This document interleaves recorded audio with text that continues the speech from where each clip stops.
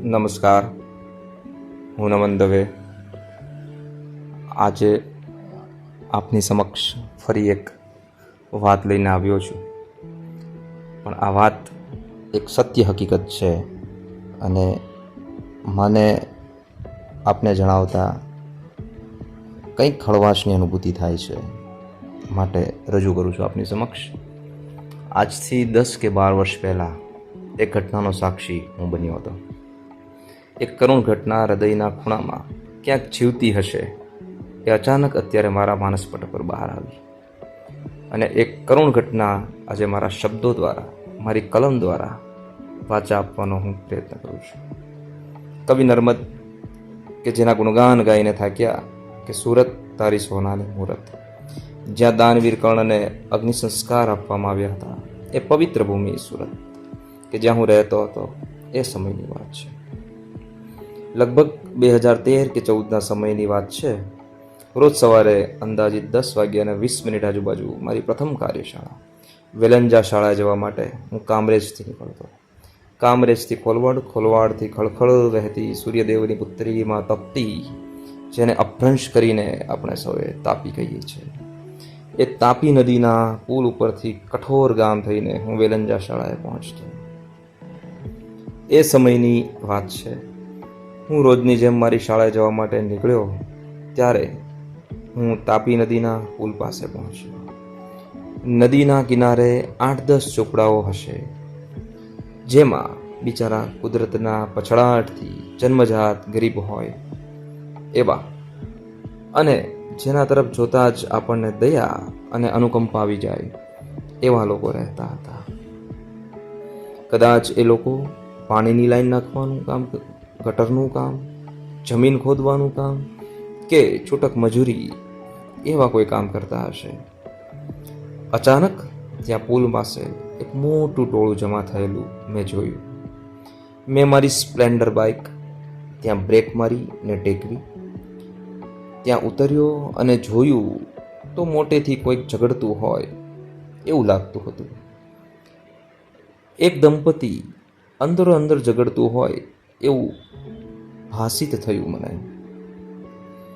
સાથે બાજુમાં લગભગ 5 કે 6 વર્ષનું એક બાળક મોઢામાં આંગળી નાખીને ઊભું હોય એવું દેખાયું. એ બીજા હાથે આંસુ લૂછતું રડતું હતું. આ જોઈને મેં મારી બાઇકને સાઈડમાં ટેકવી. હું પણ ત્યાં ગયો, એ બાળકની નજીક અને એ ટોળાની નજીક. ત્યાં એવું સાંભળવા મળ્યું કે કોઈ વ્યક્તિ પીધેલો છે, એ કંઈક પૈસા માગે છે પેલી સ્ત્રી પાસે. હજુ એટલી વાત સાંભળી, એ લોકો કંઈક ગણગણાટ કરી રહ્યા હતા એ મારા કાને પડ્યું. ત્યાં તો એ ભાઈ હાથમાં ઈંટ લઈને એ બહેનની પાછળ દોડ્યા. હજુ અમે એને રોકવાનો પ્રયત્ન કરીએ ત્યાં તો ન થવાનું થઈ ગયું. ત્યાં પેલો ભાઈ ઈંટ વડે પેલી બહેનને પકડીને માથામાં મારવા લાગ્યો. જોતામાં તો લોહી નીકળી ગયું. અરે રે! અને એ બિચારી નિર્દોષ સ્ત્રી એ ત્યાં ને ત્યાં પોતાનો જીવ ગુમાવી દીધો. આ દ્રશ્ય જોઈને હું ગભરાઈ ગયો. આ શું? કોઈ એક પુરુષ પોતાની સ્ત્રીને આ હદ સુધી મારી શકે ખરા? અશક્ય. મારા હૃદયના તારને ઝંઝણાટ ઊભા કરી દીધા. કમકમાટી ઊભી થઈ ગઈ. અશક્ય. અરે, પોતાનું વ્યક્તિ ન હોય તો પણ આવું ક્રૂરતાભર્યું કૃત્ય એ કેમ કરી શકે? એક ક્ષણે એમ થયું કે માણસને રોકવા હું કેમ ન ગયો? મનોમન ઘણા વિચારોના વાવાઝોડાઓ મારા મનમાં ચાલવા લાગ્યા. હૃદયના ધબકારાઓ વધી ગયા આ દ્રશ્ય જોઈને કે આ શું થયું. કંઈ મન નક્કી કરે, કંઈ મગજ નક્કી કરે એ પહેલાં તો એ ઘટના મારા નજર સમક્ષ બની ગઈ. હું મૂક બનીને કેમ ઊભો રહ્યો? એ બાળકનો ચહેરો મારા નજર સમક્ષ સતત તરતો હતો, સતત આવતો હતો કે આ શું થયું. મેં કેમ એના હાથમાંથી ઈંટ ન લીધી? હું કેમ એને રોકવા ન ગયો? મેં કેમ એને અટકાવવાના પ્રયત્ન ન કર્યા? જો મેં ઈંટ લઈ લીધી હોત તો કદાચ આ ઘટના ન પણ બની હોત. આવા અનેક પ્રશ્નો એ સમયે મારા મનમાં ઉદ્ભવવા લાગ્યા અને એ જ પ્રશ્નો આજે પણ મારા મનમાં ઉદ્ભવી રહ્યા છે કે આ ઘટનાનો સાક્ષી બન્યો હોવા છતાં હું આ ઘટનાને કેમ ન અટકાવી શક્યો? એ પ્રશ્નાર્થ હજી પણ મારા મનને મૂંઝવી રહ્યો છે. દુઃખની અતિશયોક્તિ તો પછી થઈ કે પેલું રડતું નિર્દોષ બાળક, એની સામે મારી નજર ગઈ અને મારું મન વિચારે ચડ્યું કે આ 5 કે 6 વર્ષના બાળકનો શું વાંક?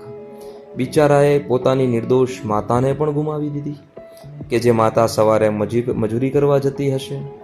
એ પેલા બાળકને ચા ને રોટલો ને શાક ને રોટલો બનાવીને ખવડાવતી હશે.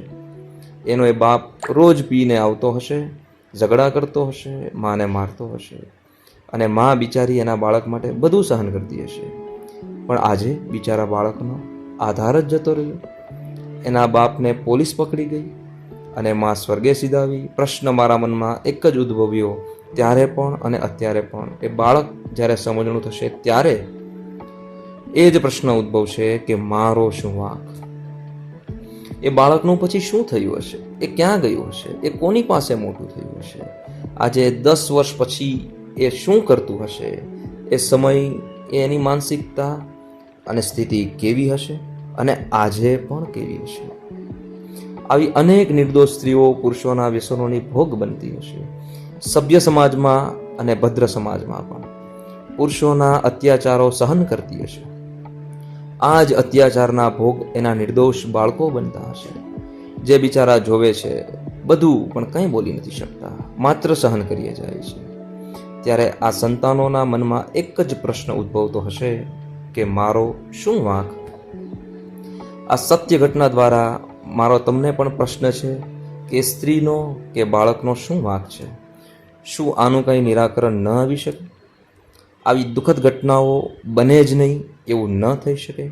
અથવા આવું ન બને અથવા નિર્દોષને સજા ન મળે એ માટે કોઈ ઉપાય ન કાઢી શકાય? આપ સૌના યોગ્ય જવાબની રાહમાં મારી વાતને વિરામ આપું છું. એક સત્ય ઘટના આપની સમક્ષ રજૂ કરી મારા વિચારને વિરામ આપું છું. ખૂબ ખૂબ આભાર. ધન્યવાદ. જય હિન્દ, જય ભારત.